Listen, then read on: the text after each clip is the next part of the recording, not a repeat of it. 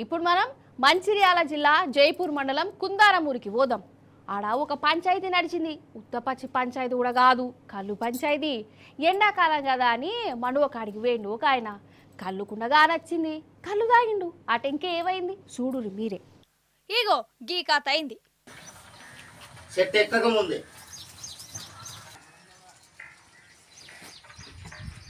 ఓ అయ్యా నీ దండం పెడతారు అయ్యా అనుకుంటా పోయినా పైసలు కట్టిడు చూసినవా, స్తంభానికి కట్టేసిండు గౌడ్ సాబు. మరి ఎందుకు కట్టేసిండంటే ఈయన దొంగతనంగా కళ్ళు తాగిండట. సరే, చెప్పక చేయక తాగితే తాగని గాని నాలుక గుంజింది తాగిండు అనుకుందాం. మరి తాగిన మందం పైసలు కట్టాలి కదా. కానీ నాకడ లెవ్వు అనుడు పెట్టిండు. కథం, అసలే ఎండాకాలం. గంత కష్టపడి చెట్టు మీదకెళ్ళి కళ్ళు తిత్తే అటేటు పోయొచ్చే వరకల్లనే దొంగతనంగా తాగుడైంది. ఇంకా పైసలు లేవని ఉల్టా రుబాబు చేసుడైందని గౌడ్ సాబ్కు కిర్మిలేసింది. ఈయనను స్తంభానికి కట్టేసిండు, ఎండలా గట్లనే నిల్చోబెట్టిండు. చెట్టు ఎక్కక ముందే